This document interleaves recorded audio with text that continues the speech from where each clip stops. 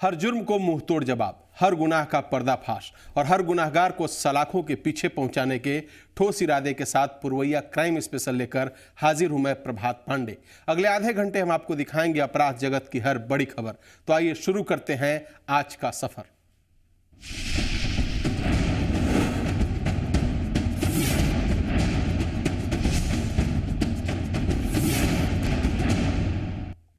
आज हम करने जा रहे हैं एक ऐसे खतरनाक सच का पर्दाफाश जिसने देश की सेना को बेचैन कर रखा है। और वो सच है सेना में नक्सलियों के सेंधमारी की। जी हां, ऐसा लगता है कि खुद को ताकतवर बनाने में जुटे नक्सलियों ने अपने कई कैडर्स को सेना में भर्ती करा दिया है। और इस खौफनाक सच का सुराग मिला है सेना की उस बुलेट प्रूफ जैकेट से जिसे कुछ दिन पहले गया से बरामद किया गया था। लेकिन उसके बाद एक एक कर जो सच्चाई सामने आ रही है उसने सेना के होश उड़ा दिए हैं। देखिए हमारे क्राइम रिपोर्टर अमित कुमार की एक्सक्लूसिव रिपोर्ट।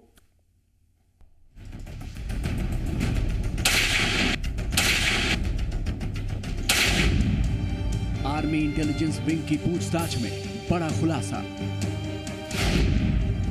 नक्सलियों को बुलेट प्रूफ बनाने वाले आर्मी मैन बेनकाब। एक नहीं कई जवान कर रहे थे जैकेट की सौदागरी। जैकेट के साथ खतरनाक हथियारों के पुर्जों की भी करते थे सप्लाई। सबसे पहले इस जैकेट को देखिए। ये वही जैकेट है जिसे बीते 17 तारीख को एसटीएफ की टीम ने गया के रामपुर से शम्स नाम के शख्स से बरामद किया था। और अगर एसटीएफ की टीम मौके पर थोड़ी सी भी देर से पहुंचती तो ये जैकेट अब तक संदीप नाम के खूंखार नक्सली के जिस्म पर होती, जिसने शम्स से 1,60,000 रुपए में इस जैकेट का सौदा तय किया था। जी हां, अभी आपने अपने टीवी स्क्रीन पर जो जैकेट देखा, उस जैकेट की कीमत संदीप नामक एक नक्सली ने लगाया था 1,60,000 रुपए। लेकिन इसके बाद भी इस जैकेट का सौदागर शमसे अगर इस जैकेट को संदीप को देने से मना कर देता तो इसे हासिल करने के लिए संदीप हर वो रकम शमसे को देता जिसके लिए वो अपना मुंह खोलता। लेकिन सवाल ये कि आखिर साधारण से दिखने वाले इस हाफ जैकेट के लिए वो नक्सली मुंह मांगी कीमत देने को तैयार क्यों था? तो अब इसका जवाब भी सुनिए। असल में ये जैकेट आम जैकेट नहीं है, बल्कि ये वो जैकेट है जिसे सेना के जवान जंग के मैदान या आतंकियों से मुठभेड़ के दौरान पहनते हैं, क्योंकि दुनिया की कोई भी गोली इस जैकेट के आर पार नहीं हो सकती। वो इसलिए क्योंकि ये जैकेट बुलेट प्रूफ है। इंडियन आर्मी के जवानों के लिए खास तौर पर बनाई गई बुलेट प्रूफ जैकेट। अब आप यह समझ गए होंगे कि आखिर इस जैकेट को हासिल करने के लिए कुख्यात संदीप मुंहमांगी कीमत शमसे को देने को क्यों तैयार था।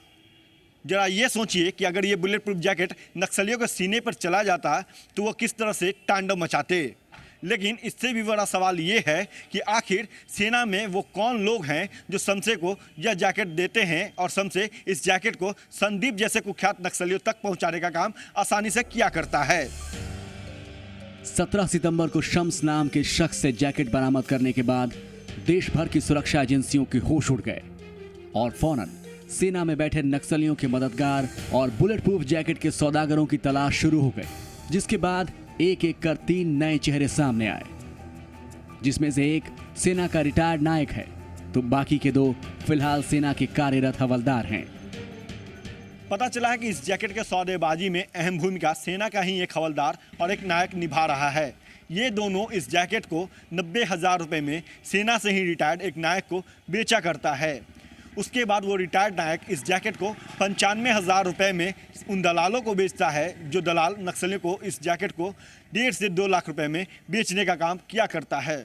इतना ही नहीं, ये भी पता चला है कि ये तमाम लोग अब तक ऐसे कई आर्मी के अत्याधुनिक हथियार भी सप्लाई कर चुके हैं जो नक्सलियों के हाथ आना मुमकिन नहीं था।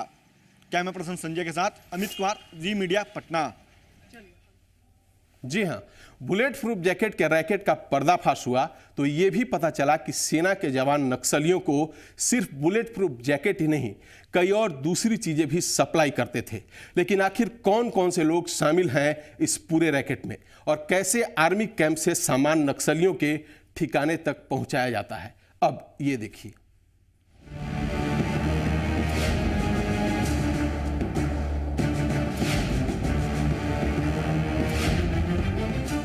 नक्सलियों के हाथ लगने से पहले बरामद की गई सेना की ये बुलेट प्रूफ जैकेट आखिर नक्सलियों के दलाल मोहम्मद शम्स तक कैसे पहुंची? क्या इसमें जैकेट बनाने वाली कंपनी और इसे आर्मी तक पहुंचाने वाले वेंडर्स और उससे जुड़े लोग शामिल हैं? या फिर ये जैकेट सेना के ही किसी जवान ने नक्सलियों तक पहुंचाने की कोशिश की? आखिर वो कौन लोग हैं जो चंद रुपए के लिए देश की हिफाजत में तैनात सेना के जवानों की सुरक्षा कवच को नक्सलियों को सप्लाई करने में जुटे हैं?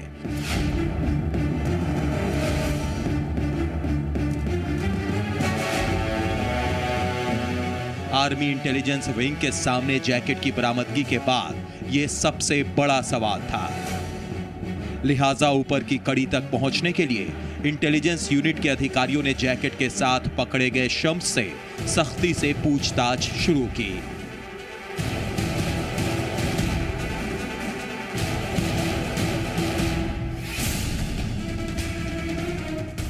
शुरुआत में तो नक्सलियों का दलाल शम्स इधर उधर की बातें करता रहा, लेकिन जल्द ही वो टूट गया और फिर उससे मिली जानकारी के बाद पुलिस ने गया के ही रहने वाले राजीव कुमार नाम के इस शख्स को औरंगाबाद के नवीनगर से गिरफ्तार किया।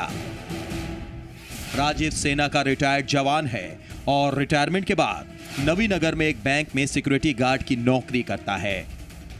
लेकिन शम्स के मुताबिक राजीव कुमार नाम के इस शख्स ने उसे वो जैकेट 95,000 रुपए में दी थी। जी हां, जिस जैकेट को शम्स नक्सली संदीप के हाथों 1,60,000 रुपए में बेचने वाला था, उस बुलेट प्रूफ जैकेट को उसने सेना के रिटायर्ड जवान राजीव कुमार से महज 95,000 रुपए में हासिल किया था।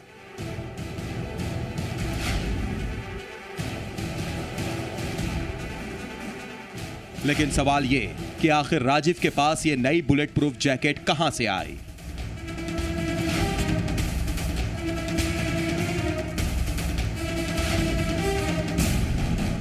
इस बाबत पूछताछ के लिए उसे गिरफ्तार करने के बाद पटना लाया गया, जहां बीएमपी 5 कैंपस में कई दिनों तक पूछताछ के बाद राजीव ने जो खुलासा किया उसमें 2 ऐसे लोगों के नाम सामने आए हैं जो फिलहाल सेना में नायक और हवलदार पद पर काम कर रहे हैं। हम आपको जैकेट का पूरा रैकेट बताएंगे, लेकिन पहले उन दोनों की पहचान जान लीजिए जिनके नाम राजीव कुमार ने बताए हैं। नायक अमरीश कुमार, पोस्टिंग रांची, पता चौमार गांव, थाना वजीरगंज, गया, बिहार। और हवलदार रोहित कुमार, पोस्टिंग जम्मू कश्मीर, 43 राजस्थान राइफल्स, पता हरकी ढेबड़िया गांव, टेकारी, जिला गया।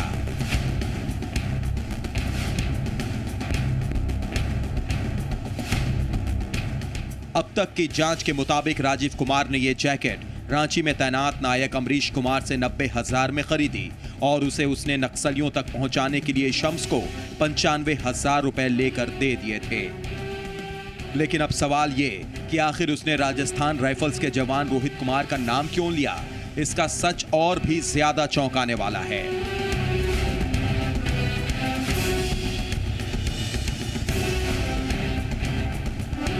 क्योंकि जांच के मुताबिक हवलदार रोहित कुमार ने राजीव को जैकेट तो नहीं, लेकिन इंसास राइफल्स की कई मैगजीन सहित दूसरे खतरनाक हथियारों के पुर्जे बेचे थे, जिसे राजीव ने नक्सलियों को बेचा। अब देखिए कि आखिर ये रैकेट चलता कैसे था। रांची में तैनात नायक अमरीश कुमार और जम्मू कश्मीर में तैनात हवलदार रोहित कुमार जैकेट और दूसरी चीजें सेना के रिटायर्ड जवान राजीव कुमार को बेचते थे, जिसे वो नक्सलियों के एजेंट शम्स को बेचता था और शम्स वो माल नक्सलियों तक पहुंचाया करता था।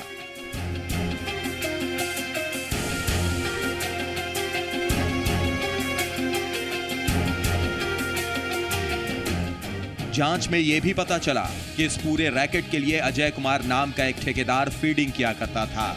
आर्मी की इस जांच का पता चलने के बाद गया पुलिस अब रोहित और अमरीश से पूछताछ के लिए नोटिस भेजने वाली है, क्योंकि मामला गया पुलिस ने ही दर्ज किया है। चूंकि गया कई सालों से नक्सलियों के लिए गढ़ माना जाता रहा है और इस जैकेट के रैकेट में शामिल तमाम लोग भी गया के ही रहने वाले हैं। ऐसे में एक बड़ा सवाल ये उठता है कि क्या सेना में जाने से पहले अमरीश और रोहित नक्सलियों के लिए ही काम तो नहीं किया करते थे। सवाल ये भी है कि कहीं इन लोगों ने एक सोची समझी साजिश के तहत सेना में बहाल तो नहीं हुए हैं। कैमरा पर्सन संजय के साथ अमित कुमार, सी मीडिया, पटना। वक्त हो गया है एक ब्रेक का, जल्द लौटते हैं।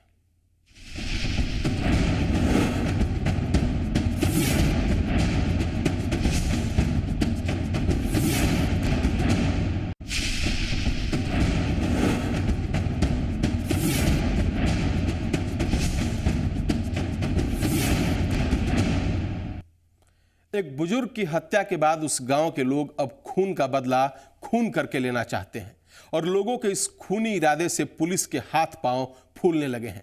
लेकिन आखिर कौन है वो लोग जो हत्यारों को अपने हाथों से सजाए मौत देना चाहते हैं और आखिर वो किसकी मौत का बदला लेना चाहते हैं? ये रिपोर्ट देखिए।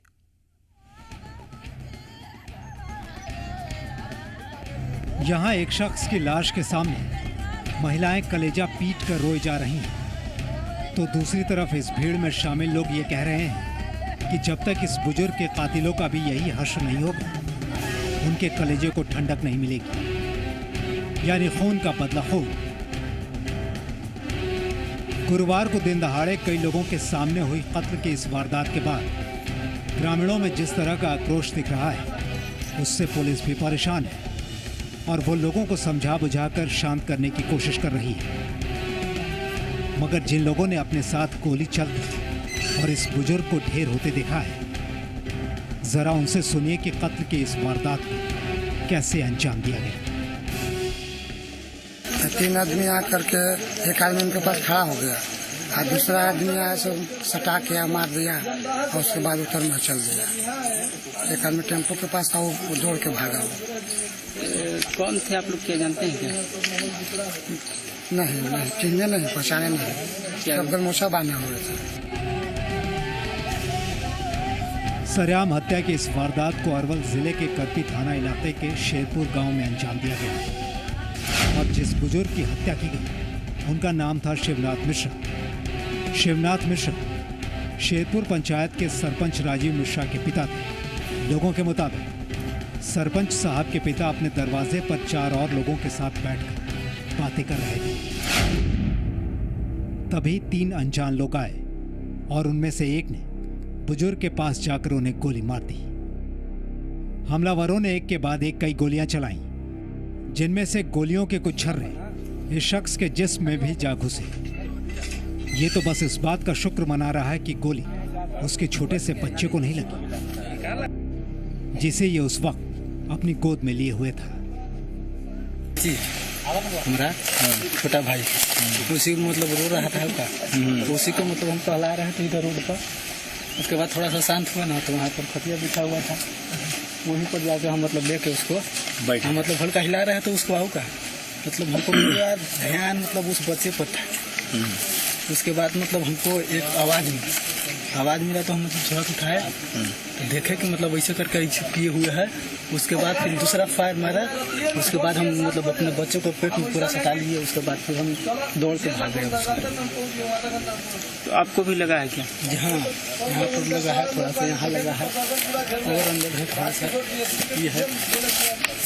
छछोर के लगा, चूंकि हमलावरों ने चेहरे पर गमछा बांध रखा था, इसलिए कोई उनका चेहरा नहीं देख सका। लेकिन पुलिस का कहना है कि हमलावरों की पहचान की जा चुकी है और उन्हें जल्द ही गिरफ्तार कर लिया जाएगा। ये मर्डर है और प्लानिंग मर्डर है, ठीक ना। अपराधी भाग निकले हैं जिसकी तलाश चल रही है और वे बचेंगे नहीं, निश्चित रूप से पकड़ाएंगे। पहचान हो पाई है क्या आपका? पहचान के रूप में नाम आया है, उसके पीछे हम लोग दौड़ रहे हैं, जिसको खुलासा करना उचित नहीं है। पुलिस भले ही दावा कर रही है कि अपराधियों की पहचान हो गई है और उन्हें जल्द ही गिरफ्तार कर लिया जाएगा, लेकिन वो ये भी नहीं बता पा रही कि हत्या के पीछे की वजह क्या है। लिहाजा लोगों को ये लग रहा है कि पुलिस लोगों को शांत कराने के लिए ऐसा कह रही है, मगर लोगों के गुस्से को देखते हुए लगता है कि अगर जल्द ही हत्यारों को गिरफ्तार नहीं किया गया तो मामला और भी गंभीर हो सकता है। महेंद्र कुमार, जी मीडिया, अरवल। वक्त एक और ब्रेक का हो गया है। ब्रेक के बाद देखेंगे सनसनीखेज गुनाहों की कुछ और कहानी।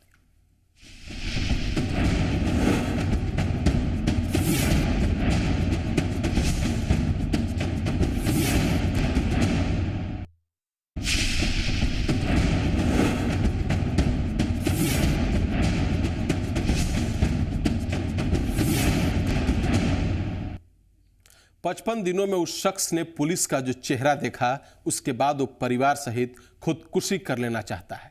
लेकिन जैसे ही इस बात का पता पुलिस वालों को चला, उनके होश फाख्ता हो गए और वो उसे मनाने में जुट गए। लेकिन पुलिस वालों के पास उसके सवालों का कोई जवाब नहीं था। एक सप्ताह हो गया मेरा पूरा, एक सप्ताह देखिए ना, एक सप्ताह एक दिन हो गया। हमारा दुर्भाग्य है, टाइम दीजिए, एक सप्ताह का नहीं होगा तो जो फिर आप बैठने का मना थोड़ा है, फिर बैठिएगा जो कार्रवाई करवाना करवा। गुरुवार को शेखपुरा जिले के एसपी सत्यवीर सिंह के दफ्तर में उस वक्त हड़कंप मच गया जब यहां इंद्रदेव प्रसाद नाम के एक शख्स ने अपनी पत्नी और एक बेटे के साथ आत्मदाह करने की कोशिश की। लेकिन पुलिस वालों को जैसे ही उसके इरादों की भनक लगी, वो उसे समझाने बुझाने में जुट गए। लखेंद्र ठीक नहीं पकड़ा रहा है, उसका साथी भी कहीं पकड़ के लाए, उसका बाप को पकड़ के लाए, किसी को पकड़ के लाए आप? बाप को कहाँ पकड़ाया आपके? आपसे कहाँ पकड़ा रहा है? लेकिन पुलिस वालों के समझाने के बाद इंद्रदेव प्रसाद परिवार के साथ आत्मदाह की जिद पर अड़े रहे, क्योंकि उन्हें पुलिस की बात पर अब बिल्कुल भी भरोसा नहीं रह गया है। हालांकि बाद में जब एसपी साहब ने उनसे खुद 7 दिन की मोहलत मांगी तो इंद्रदेव प्रसाद थोड़े नरम पड़े। 25 दिन हो गया, हम तो कोई ऐसा दिन नहीं है कि थाना पर नहीं गए हैं, लेकिन उसके बावजूद भी कुछ नहीं हुआ है। क्या जवाब मिलता है आपको? जवाब वही मिलता है कि पकड़ेंगे, आज तक पकड़ाते हैं। तो क्या लगता है पुलिस काम नहीं कर रही है? ना, मेरे लिए कोई काम नहीं हो रहा है। आपके सामने काम होता तो जरूर आज तक एक भी पकड़ाता। सब गांव में घूम रहा है, उसका दोस्त साथी सब घूम रहा है, कोई भी नहीं पकड़ा रहा है। कारण क्या है? पुलिस के अधिकारी आपके सामने रिक्वेस्ट कर रहे हैं कि एक वीक और टाइम दिया जाए, तो आप माने उसको क्या? हम सर से भी, बड़े साहब से भी हम रिक्वेस्ट किए, 1 सप्ताह का हम समय आपको देते हैं, नहीं तो हम अपने आप पर दिवस है आत्मदाह करने के लिए। आत्मदाह करने से क्या आपका मकसद पूरा हो जाएगा? जो वो बच्ची अब चली गई है, पिता के दिल पर क्या गुजर रहा है जो हम जान रहे हैं ना। असल में शेखपुरा के कमिश्नरी बाराज मोहल्ले में रहने वाले इंद्रदेव प्रसाद की बेटी का 55 दिन पहले घर के पास से ही अपहरण हो गया था, जिसके बाद उन्होंने शहर के बंगालीपुर मोहल्ले में रहने वाले लखेंद्र बिंद नाम के एक शख्स और उसके साथियों पर अपनी बेटी के अपहरण का केस दर्ज कराया था। उसके बाद वो हर रोज अपनी बेटी के बरामदगी के लिए थाने के चक्कर काट रहे हैं, लेकिन ना तो उनकी बेटी बरामद हुई, ना ही किसी आरोपी को गिरफ्तार किया गया है। इंद्रदेव प्रसाद के मुताबिक आरोपी खुलेआम घूम रहे हैं। ऐसे में उनके साथ साथ उनकी पत्नी को भी यही लगता है कि ऐसी पुलिस पर भरोसा करके बेटी की उम्मीद में जीने से अच्छा है कि मर जाएं।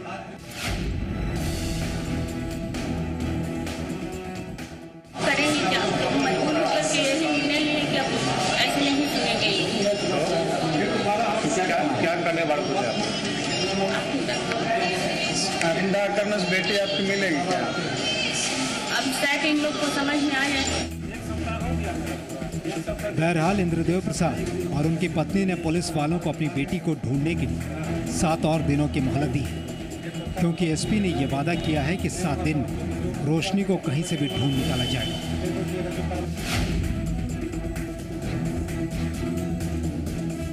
थानेदार को बुलाए हैं और एसडीपीओ जो इस केस को देख रहे हैं, दोनों आदमी आए हैं, एसडीपीओ साहब भी आ रहे हैं और ये एसएचओ आए हैं और उनको हम कहे हैं जो प्रॉपर हो 1 सप्ताह के अंदर लड़की बरामद होना चाहिए, एक्यूज अरेस्ट होना चाहिए किसी भी कीमत पर।